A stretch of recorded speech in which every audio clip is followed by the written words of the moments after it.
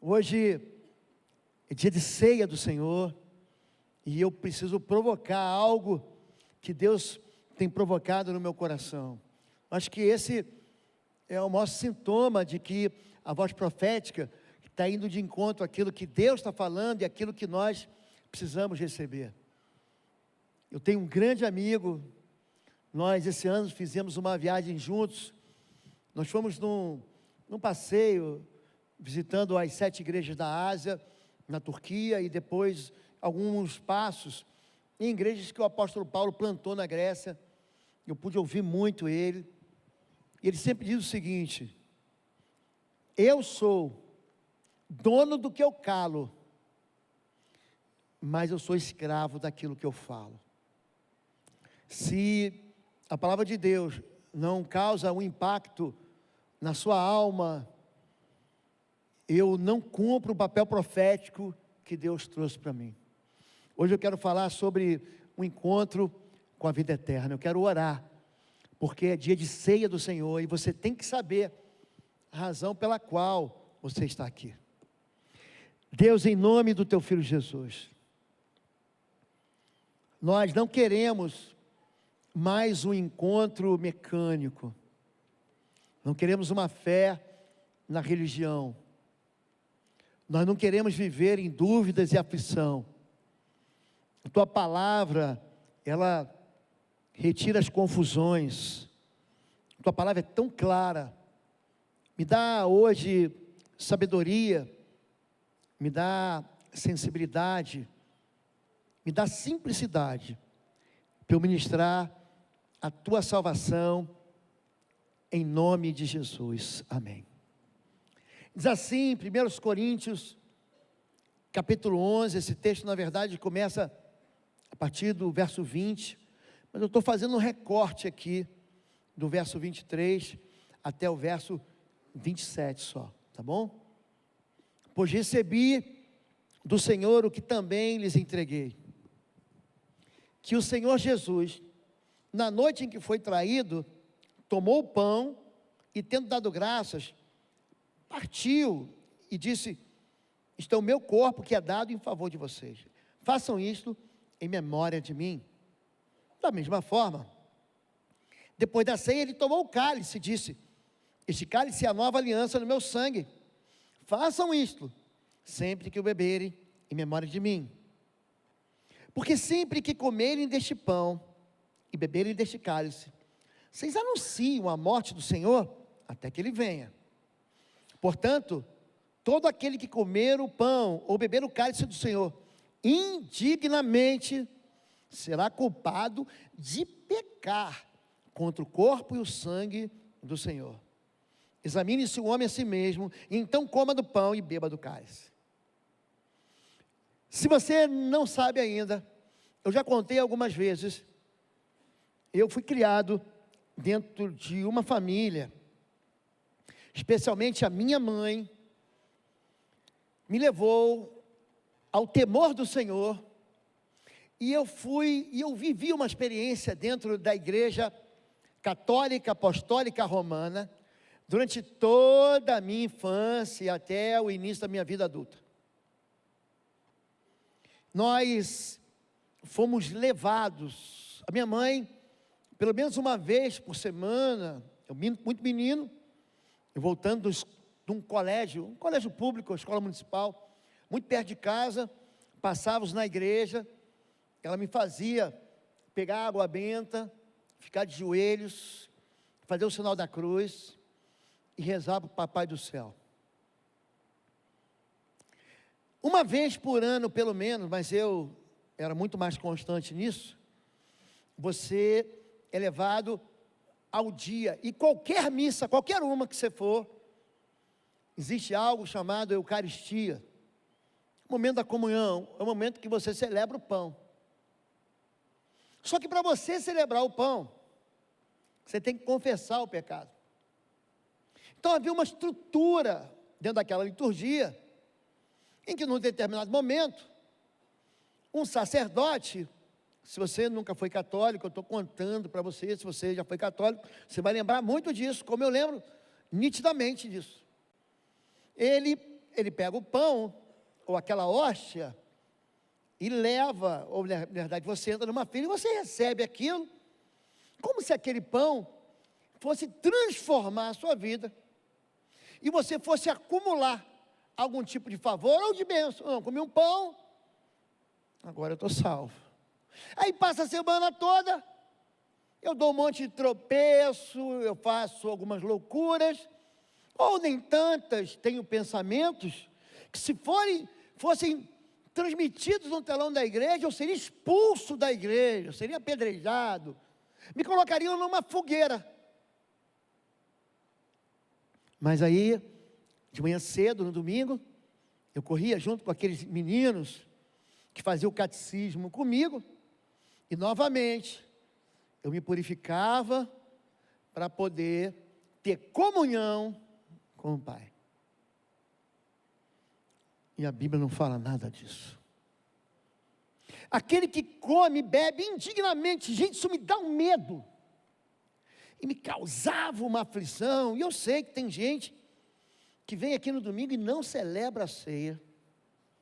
Apesar de inúmeras vezes, como pastor de Bom Retiro, há 6 anos, eu tentar mostrar para vocês que a ceia não organiza a vida da gente em santidade, mas a ceia é um memorial para aquilo que você vive hoje e para aquilo que você vai experimentar amanhã na volta do Senhor. Nós comemos e bebemos em memória de Jesus até que Ele venha.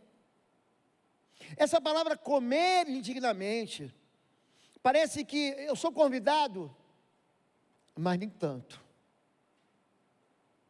Vem felizes os convidados para a ceia, para a boda do Cordeiro. Eu chego feliz, mas espera aí, você está indigno, então você não pode comer. E aí, pastor, eu como ou não como? Eu celebro a ceia ou não celebro a ceia? Parece que tira o pão da minha boca. Eu tenho uma ideia de que eu posso, mas eu não posso tanto. Eu devo, mas eu estou impedido. Quero fazer uma pergunta para você. Alguém já sentiu isso? Ou só eu que senti isso? Porque eu senti isso. E esse medo evaporou a partir daquilo que eu quero que você ouça hoje. Diz assim a palavra de Deus, em Marcos capítulo 8, verso 34 a 36. O que adianta você ganhar tudo e perder a vida eterna? Essa é a questão que vem emendada numa parábola. Aqui Jesus está contando uma parábola. A parábola é confusa mesmo. E é para causar, não fica pensando que a parábola é de fácil interpretação. Não é. Tem gente que estica e faz ela ficar mais confusa do que ela é. Mas no final, Jesus explica. Gente, o que adianta você ganhar o mundo inteiro e perder a sua alma? Quanto custa a sua alma? De verdade. Quanto custa a vida eterna?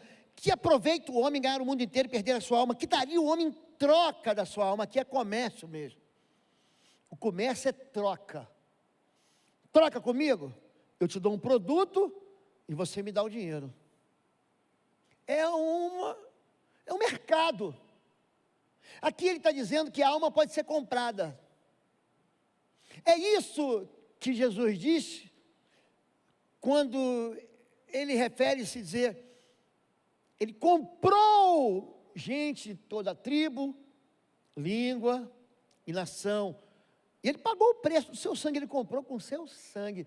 Então nós pertencemos a ele, porque qualquer que nessa geração adulta e pecadora se envergonhar de mim e das minhas palavras, também vai ter uma resposta. O Filho do homem se envergonhará dele, quando vier na glória de seu Pai, com os santos e anjos. A ceia do Senhor é um anúncio de que nós estamos esperando a volta de Jesus, na glória do Pai, com seus anjos. Existem inúmeras passagens.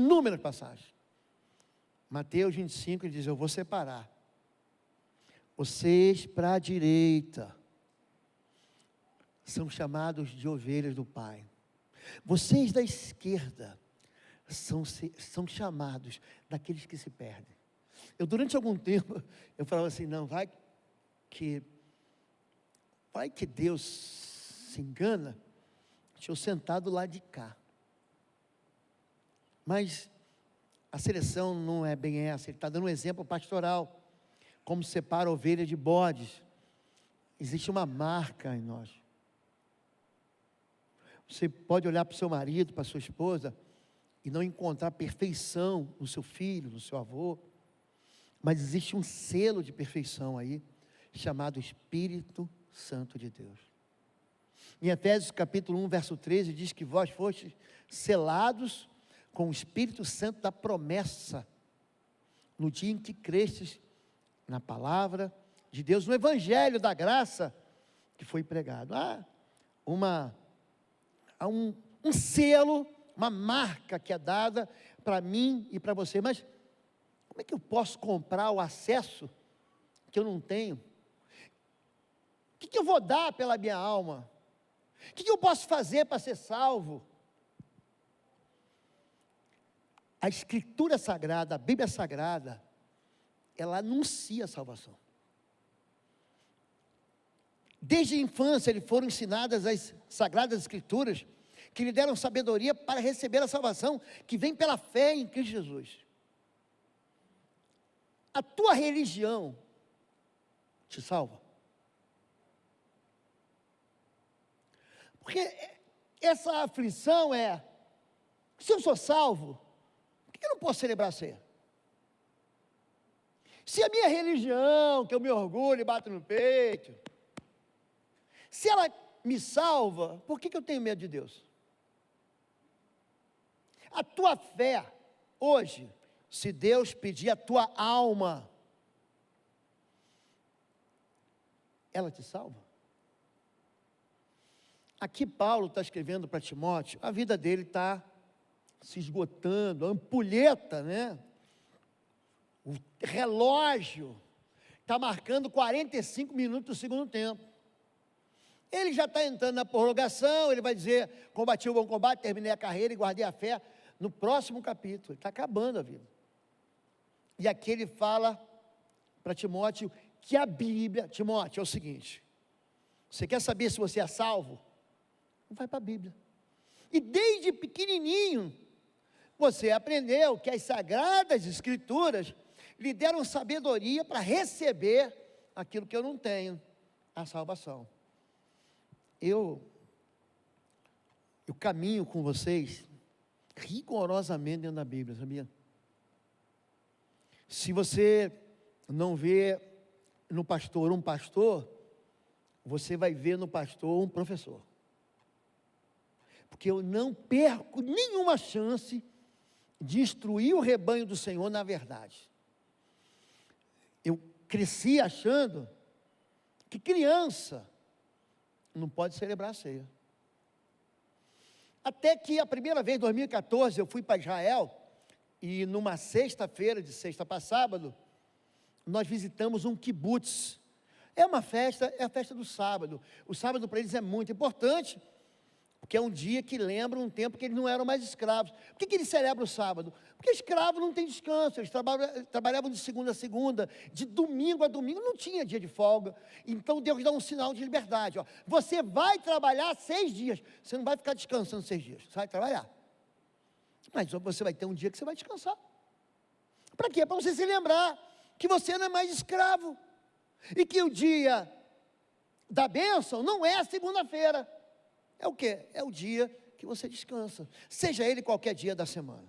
E se você tem dúvida ainda, se deve ou não guardar o sábado, olha para a minha mão aqui, ó. Leia Hebreus 4. Essa dúvida vai acabar, porque você vai aprender que Jesus é o nosso sábado. Ele é o nosso descanso, eu posso descansar, amém? Então fique tranquilo. Mas eu vi crianças celebrando aquela festa, e eu perguntei, um rabino, que falava um português de Portugal, aqui os homens ficam de um lado e as mulheres de outro, e eles cantam porções do livro de Cantares. Gente, é lindo. Eles se ajoelham e cantam canções em hebraico para as suas esposas. E depois eles celebram uma espécie de mini Páscoa. E as crianças participam. Eu falei, e as crianças podem participar? Aqui nós ensinamos nossos filhos desde pequenininhos. E eu vou ensinar Bom Retiro até o fim. Ensine o seu filho pequeno a fazer um pacto com Jesus. Não proíba eles de celebrarem a ceia. Porque no meu coração, eu ficava pensando, e se eu comer indignamente, eu vou ser condenado? Ei, você não entendeu nada. Nós já nascemos condenados.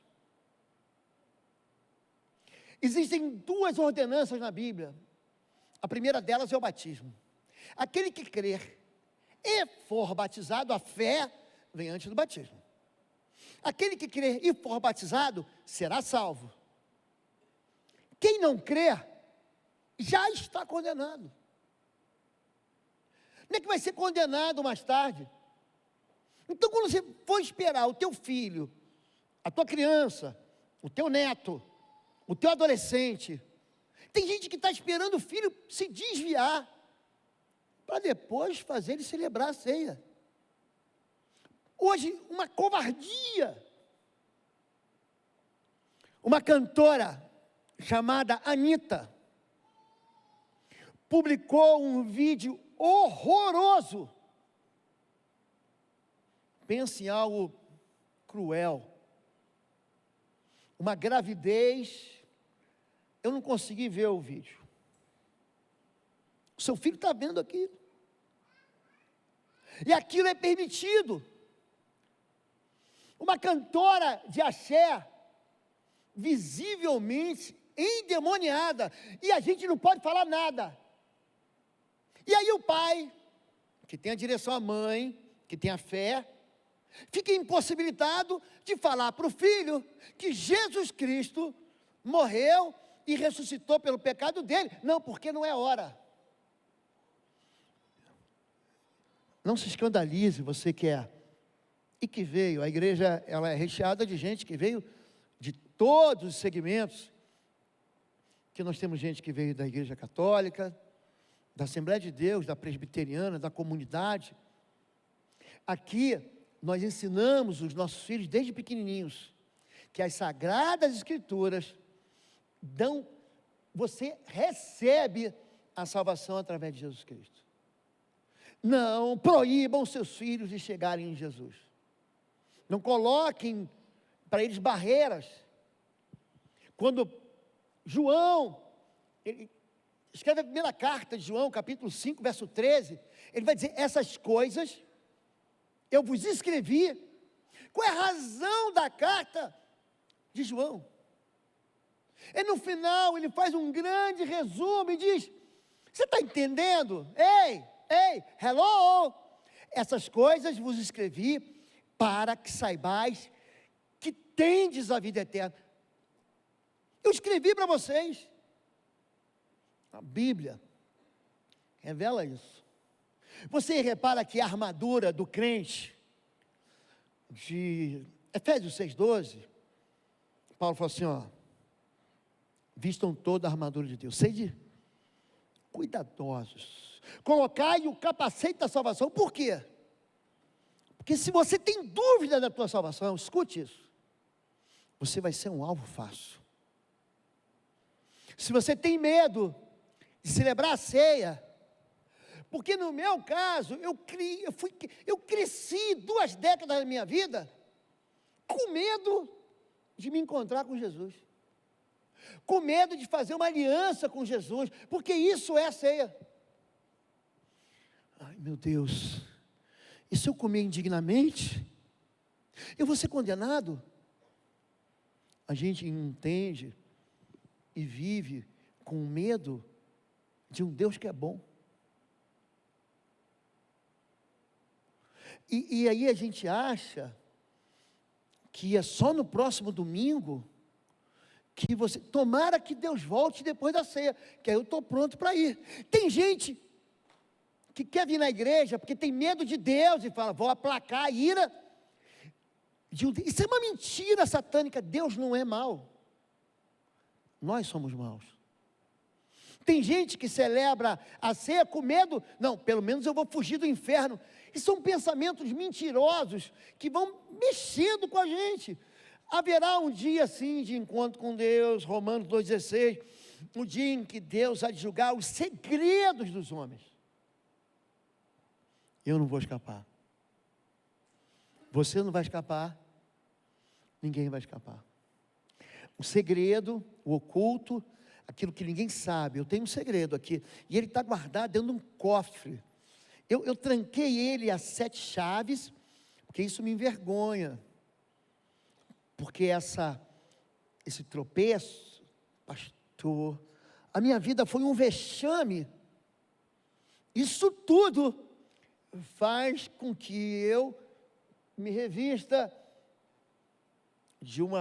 eu coloco uma roupa bem bonita, eu alargo meus filactérios, eu aumento as minhas franjas, eu gosto de ser saudado, sentar nas minhas filas. Ele está falando isso para os fariseus entenderem que não há nada escondido, você não consegue se disfarçar de santo diante de um Deus que vê todos os pecados.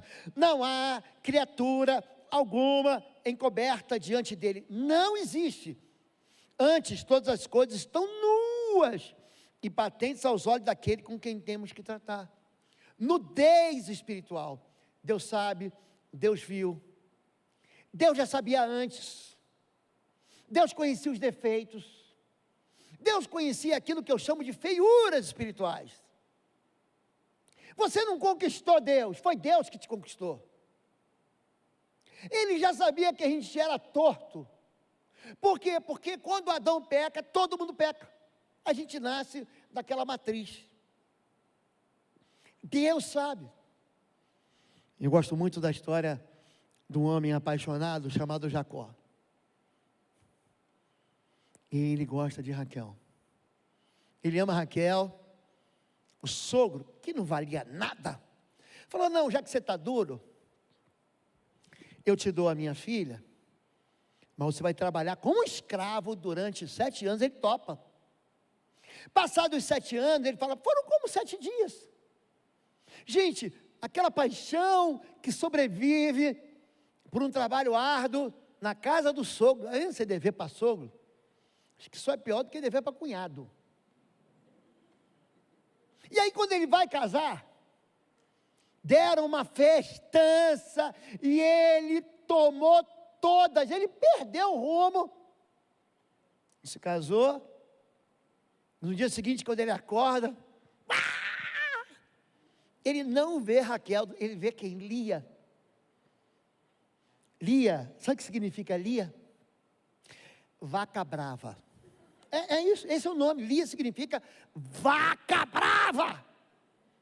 Ele queria o pudinzinho, meu quindinzinho, doçura, e ele casa com a vaca brava. Ele casou enganado. Ei, olha para mim. Pastor, quer te dizer a verdade, Deus não se casou contigo enganado. Ele sabia quem você era. Ele sabia que eu era uma vaca brava. Ele sabia disso. Jacó se enganou, Deus não. Ele sabe de tudo porque eu estou nu. Você está nu diante de Deus. Vai ter um dia do julgamento, um dia do encontro. Pois Deus trará a julgamento tudo o que foi feito, inclusive o que está escondido, seja bom, seja mal. Sabe aquilo que ninguém sabe? Deus sabe. E aí você fala, agora pastor, você está piorando, porque eu vim para celebrar a ceia, e agora pastor? Eu estou ficando aqui dentro de uma aflição, e eu quero tirar do teu coração as 8 mentiras que impedem você de se encontrar com Deus num dia como esse, que é o dia da ceia do Senhor. Primeira mentira, é a mentira de que o pecado é legal. Tão bom pecar. O pecado traz realização, o pecado traz satisfação. Isso é mentira. Essa ideia de que, pastor, mas eu estou aqui, olha como é que eu mudei minha vida, e eu tenho aquele outro lá, pastor, que me fez mal, ele está se dando bem, olha como é que eu estou me dando mal. Ele me abandonou, pastor, ele me roubou os melhores anos da minha vida, e olha só as fotos dele na rede social, a impressão que eu tenho, pastor, é que ele está sempre feliz, e quem está infeliz sou eu. O salário do pecado, querido, é morte. Moisés, ele é destacado no livro de Hebreus, capítulo 11, porque ele tem uma preferência. Ele era filho da filha de Faraó. E ele preferiu ser maltratado do que por um pouco de tempo a vida dele, ele participar da satisfação do pecado. O pecado desgraça a vida do ser humano. Se o pecado trouxesse realização, Deus deixava o pecador no mesmo estado. Então vive desse jeito aí mesmo, está tudo bem. Segunda mentira, é fácil derrotar o pecado.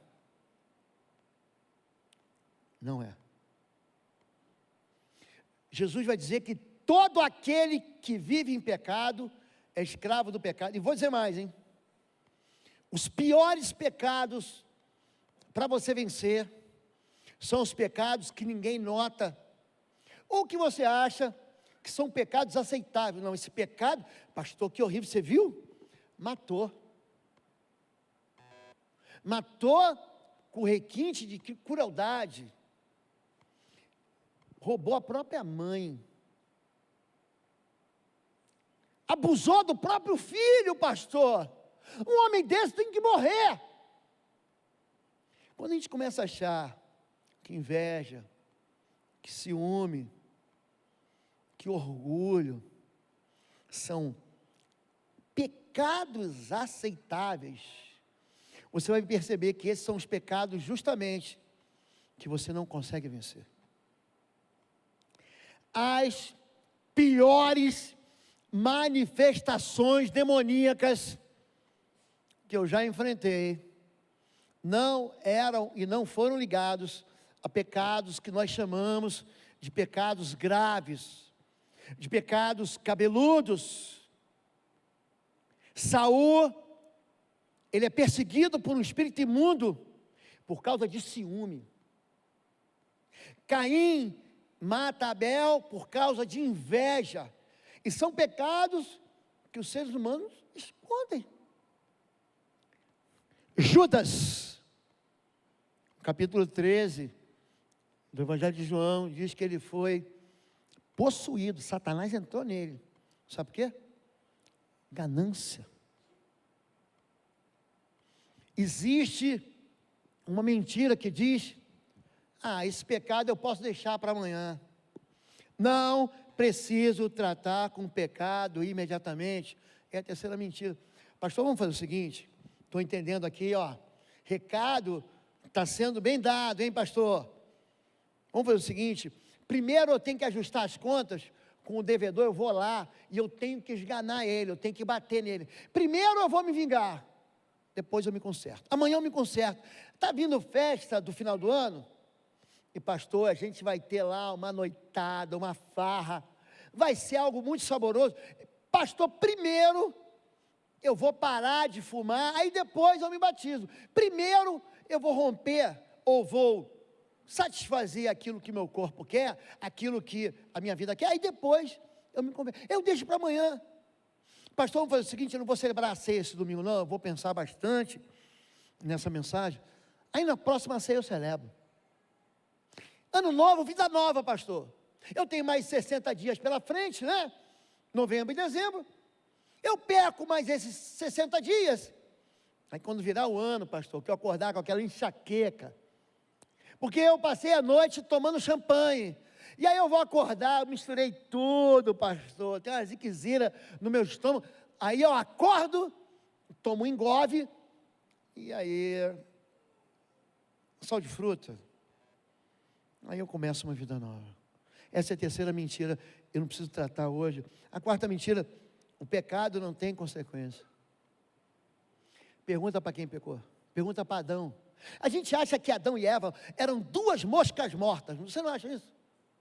Como é que ele caiu nessa armadilha? Gente, todo mundo vê uma serpente que fala. Gente, isso é brincadeira. Se uma serpente aparece falando para mim, gente, eu ia matar a cobra e mostrar o pau. Uma serpente que fala. Meu irmão, está amarrado em nome de Jesus, isso é laço. Mas a gente vive dando ouvido para a serpente. A gente cai nos mesmos pecados, nas mesmas tentações que Adão e Eva caíram. Adão e Eva, eles viam Deus como tem os olhos desvendados. Não eram ignorantes, analfabetos. A inteligência de Adão, quando você vê, a capacidade dele de sozinho cuidar de um jardim daquele tamanho, o jardim que Deus plantou, vinha do Eufrates, gente, pegava o Iraque, o Irã, um pedaço da Turquia, o jardim chegava na Jordânia. Você acha que ele era um fracote que nem a gente? Coloca o nome nos animais, é de uma criatividade, de uma excelência, e mais do que isso, a glória de Deus era tão fantástica que ele nem reparava que ele estava nu. Ele não conseguia olhar para ele mesmo, ele olhava só para Deus. Aí de repente, ele se nota e fala, eu estou nu. Ali o homem começa a emburrecer, ele começa a ficar fraco, ele peca no capítulo 3 e morre no capítulo 5. Essa ideia de que o pecado não traz consequência, é uma mentira para te manter dentro do fracasso. Número 5, Deus não vai me julgar, todo mundo faz o mesmo. Todo mundo está fazendo, pastor. É normal, são os nossos tempos, é essa época que a gente vive, é a nossa cultura. Já que todo mundo está fazendo, você imagina que Deus vai chegar e Ele vai julgar todo mundo. Cada um de nós vai ser julgado pelo Senhor, singularmente. Deus não julga o bando, Deus não julga a patota, Deus não julga a família inteira. Contudo, por causa da sua teimosia e do seu coração duro, obstinado, direcionado ao pecado, você está acumulando ira contra si mesmo. A gente gosta de se esconder atrás do pecado dos outros. Todo mundo faz. Quer ver o pior? Número 6. Deus não vai me julgar. Por quê? Porque eu sou melhor do que ele. Pastor, eu matei, mas não fui que nem um genocida, e ainda dá. Eu não fui que nem Hitler. Eu não fui que nem Saddam Hussein. Eu, pelo menos, pastor, eu tenho um crime só. Eu roubei, mas não entrei para a máfia das ambulâncias. Eu não roubei merenda escolar. Pastor, eu fraudei aqui. Eu traí, mas foi um tropeço. Eu não sou que nem esses aí que vivem pelas ruelas da vida. Então, eu posso chamar a minha traição de microtraição. Quando você começa a achar que o seu pecado é menor do que o pecado do vizinho, ou que sua vida, eu vou até mudar, é melhor do que a vida do vizinho, fala, não, peraí, vamos botar numa balança aqui, pelo menos eu não sou tão ruim, eu não sou tão perna de pau, eu não sou tão podre quanto o meu pai, quanto o meu filho, quanto quem está perto de mim. Vocês estão entendendo as mentiras? Mentira número 7. Deus não vai te perdoar. Então, se joga na lama, faz o que você quiser, não tem problema. Já que Deus não... Tem gente que acredita que existe pecado sem perdão. Pecado sem perdão, querido. Se você que está aqui, e você que já não está me ouvindo pela gospel, está me ouvindo pelo YouTube, está ouvindo um corte, se você está ouvindo essa mensagem, você não blasfemou contra o Espírito Santo, você não pecou contra o Espírito Santo, e os outros pecados, não tem perdão. Porque o pecado, ele é suprimido quando essa dívida é saldada. Você não pecou contra o diabo, aprenda isso. Quando você peca contra Deus. E o Deus que pode te condenar, Ele te absolve, não é porque Ele é bonzinho, é porque o Filho dele pagou o preço do castigo que era para você e para mim. Essa é a razão. Então essa ideia de que um tempo desse, eu sempre faço meu devocional com leitura bíblica, eu não escapo disso, porque é isso que mantém o meu coração, a minha alma apaixonada e alimentada, é as escrituras sagradas. E fui para o porto, peguei um avião, fui pregar em alguma igreja, sento, estou lendo a Bíblia, eu gosto da Bíblia. Tem gente que está usando agora os tablets, enfim, é questão de gosto. Eu estou lendo a Bíblia e tem um rapaz querendo puxar assunto comigo, eu não querendo dar bola para ele, porque eu tinha que terminar o meu devocional, que eu não tinha feito, já acordei atrasado. Aí no final ele falou: eu também fui crente, mas cometi um pecado terrível, e o meu pecado não tem perdão. Falei: como é que é? Ele conta a história dele, é uma história natural. Ele quebrou um dos 10 mandamentos, só que na cabeça dele, ele é tão orgulhoso, que ele acha que Deus pode pode perdoar o pecado do mundo inteiro, e fala: assim como o Oriente está distante do Ocidente, eu afastei o pecado de vós. Mas na cabeça dele, o pecado dele tomou uma conotação tão nojenta, que para ele não tem perdão. É uma mentira que ele conta para ele mesmo, isso é uma fortaleza, é um argumento que parece inteligente, mas é uma loucura. E eu tive que pregar o evangelho de novo para aquele moço de mais de 40 anos, que ainda achava que o papel de Deus era condenar e não salvar. E por último, Deus nunca vai perdoar você, por isso vai em frente e peca, é outra mentira. Existe no próprio coração de Deus o desejo de perdão. Eu vim para perdão dos pecados. Essa é a razão de Jesus Cristo. Tu és o rei dos judeus. Ele diz: para isso eu vim. Para isso, é a razão da minha vida, é morrer, para que outros tenham vida. O nosso Deus é um Deus perdoador, Ele muda a nossa história. Não tenha medo de celebrar a ceia. A ceia é um anúncio daquilo que você espera, mas também é um anúncio do que você vive. Ninguém aqui,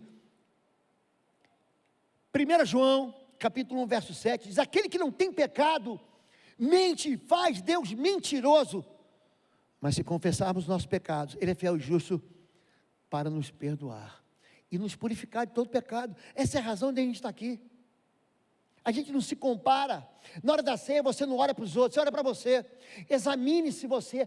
Não é para você examinar o outro.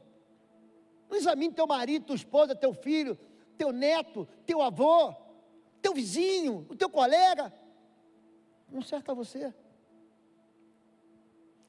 Para você experimentar uma direção, você pode ter chegado aqui aflito, falou: pastor, essa questão da ceia me deixava aflito. Olha aqui, quando ouviram isso, seus corações ficaram aflitos. Paulo pregando no Pentecostes, eles perguntaram a Pedro e aos outros apóstolos: irmãos, o que faremos? Pedro respondeu: arrependam-se e cada um de vocês seja batizado em nome de Jesus Cristo para perdão dos pecados, receberão o dom do Espírito Santo. Não precisa ficar aflito, se arrependa. Você vai celebrar a ceia, fala: Deus, o Senhor tem razão, eu não sou Raquel, eu sou Lia, eu sou a vaca brava. Eu reconheço, eu tenho segredos, e reconheço os segredos. Sabe esse segredo aqui? Sabe aquilo que ninguém vê? Porque eu tenho uma aparência boa, mas e o que ninguém vê? O Senhor vê. Quando você se arrepende, você está dizendo assim: Fiz, mas não quero fazer. Eu fiz, mas não quero fazer mais. Eu andei torto, mas eu quero me consertar. Eu não brilhei a luz de Cristo, mas eu quero brilhar. Deus não joga fora ninguém. Os homens jogam. Os seres humanos desprezam, descartam, tratam como lixo, rejeitam. Deus não. Aquele que vem a mim, de forma alguma o lançarei fora. Que o ímpio abandone seu caminho, e o homem mau, os seus pensamentos. Volte-se para o Senhor. Volte-se ele para o Senhor, que terá misericórdia dele. Volte-se para o nosso Deus. Por quê? Porque Ele é grandioso em perdoar. Porque se você continuar achando que teu pecado é imperdoável, o relacionamento entre você e o Pai nunca vai se estreitar. Tem filmes que são brutais. Um filme dirigido por Mel Gibson, A Paixão de Cristo, ele é brutal. Eu fui ver com minha filha, ela não tinha 18 anos, era um filme proibido para menor de 18 ou de 16. Eu entrei no cinema, falei, eu me responsabilizo. Quando você vê o castigo que nos traz a paz, aquele chicote com pedaços de ferro, de ossos, que rasga as costas de Jesus, aquela surra de vara, ele é esmurrado na boca, profetiza quem te bateu, a coroa de espinhos, que rasga a pele, entra no crânio dele. Jesus morreu sangrando, cada gota do seu sangue é derramada para que você seja perdoado. E você vem para cima de mim com essa história de que você não pode celebrar a ceia. Celebre a ceia. Agradeça a Deus. Agradeça porque Ele não vai deixar você de fora. Agradeça porque Ele está preparando para você uma vida eterna. Eu vou dizer mais. É para você e para sua casa. Não desista de ninguém. Fala de Jesus. Aqui está dizendo que ainda eu tenho 4 minutos. Eu posso usar? Posso usar? Isso tem 4 leis espirituais que nunca vão quebrar.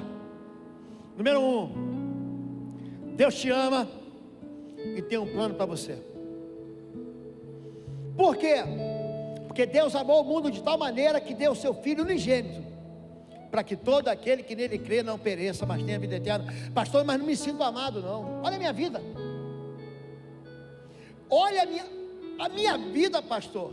É toda torta, tudo dá errado. Escute, Deus te ama e tem um plano. Qual o problema aí?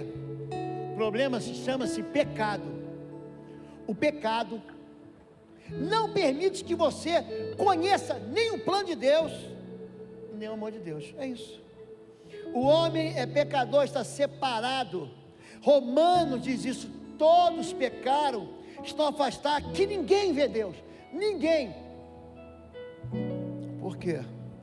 Porque o pecado fez uma separação. Então você fala, pastor, eu não consigo compreender. Como é que esse Deus que me ama deixa acontecer as coisas que estão acontecendo com a minha vida? Se Deus tem um plano para mim, pastor, por que não resolve em toda a minha vida?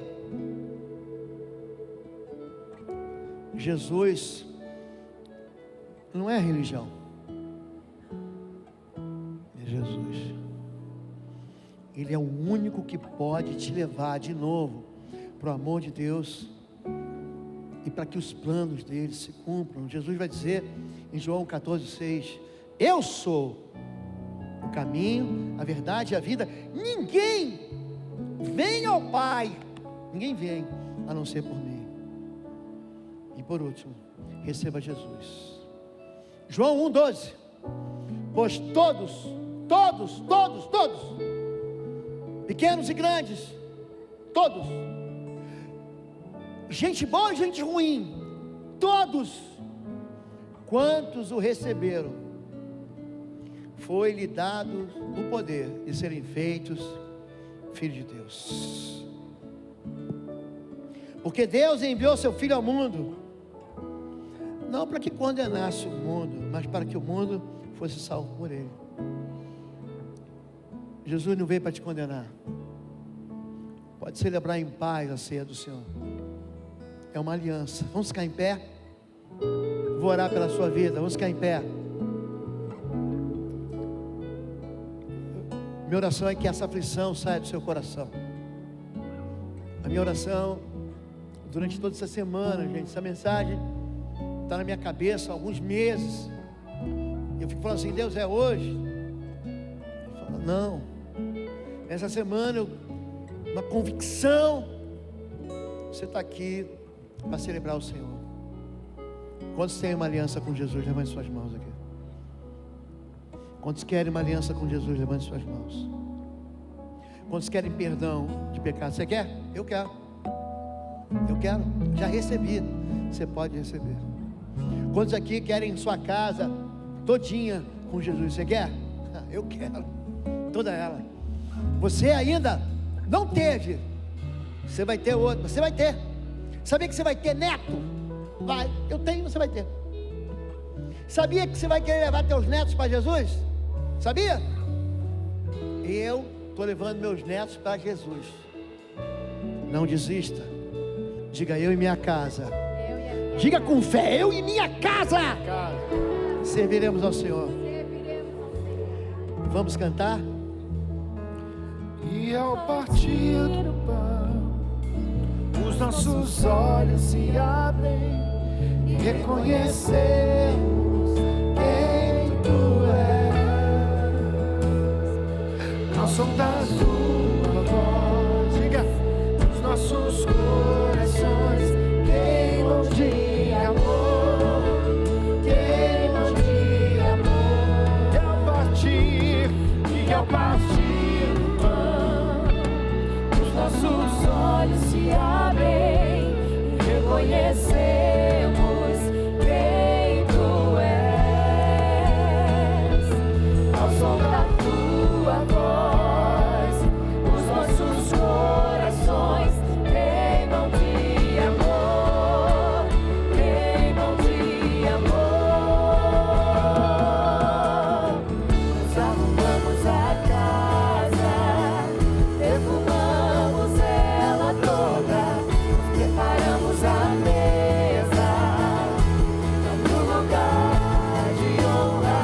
Nós arrumamos a casa, defumamos ela toda, preparamos a mesa, no lugar de honra. Deus tem uma mesa preparada. Sente-se nela.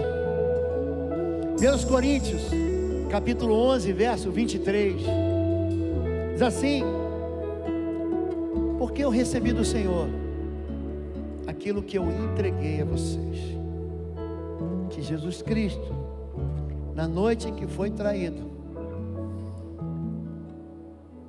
tendo dado graças, tomou o pão e o partiu, dizendo: esse é o meu corpo que é dado por vós. Lembra daquela cena brutal? Foi por causa de você. Não foi por causa dos outros. Foi por causa de mim. Foi por causa de você. Aquele massacre do Gólgota, aquela crueldade na cruz, foi por causa do meu pecado e por causa do seu pecado. Aí Jesus está dizendo: está vendo aqui? Amanhã meu corpo vai ser partido por causa de você. Você quer entregar a sua vida a Jesus? Quer? Se você quer, o mundo espiritual está vendo, Deus está vendo. Como pão. Você está fazendo uma aliança com Deus.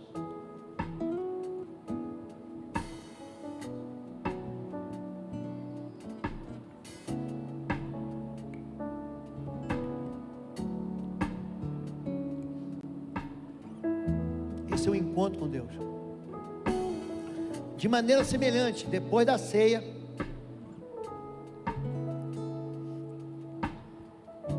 ele tomou o cálice. Ele diz assim: olha para cá, isso aqui é o meu sangue, está entendendo?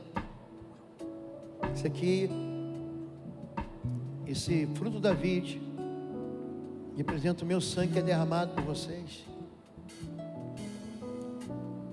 Façam isso todas as vezes que vos reunirdes em meu nome, em memória de mim. Por quê? Porque todas as vezes que comer do pão e beber do cálice, vocês estão anunciando a morte do Senhor até que Ele venha. Quando você beber esse cálice, você está fazendo um anúncio, você está confessando que você está esperando Jesus voltar para te levar para um lugar que a Bíblia chama de lugar de delícias. Pode celebrar.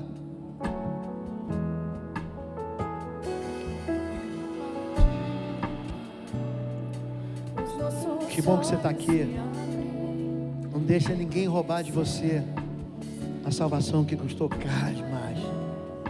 Eu abençoo a tua vida em nome de Jesus. Pastora Fabíola vai orar. Senhor, em nome de Jesus, Pai, nós queremos agradecer porque nesse dia nós podemos celebrar a ceia e reconhecer, Pai, que o Senhor é o nosso resgatador, o nosso libertador, o nosso salvador. Confiamos no Senhor e aguardamos até que o Senhor volte para buscar a tua igreja, Pai. Senhor, que tudo aquilo que foi pregado, ministrado hoje nessa manhã gere realmente liberdade a cada um daqueles que ouviram. Que eles tenham realmente tido entendimento, que saiam daqui realmente transformados, regozijantes no Senhor, crendo que só o Senhor é o nosso Senhor e Salvador, Pai. E que há só um novo e vivo caminho, que é Jesus. Obrigada, Senhor, por essa manhã tão abençoada. Em nome de Jesus. Amém, amém.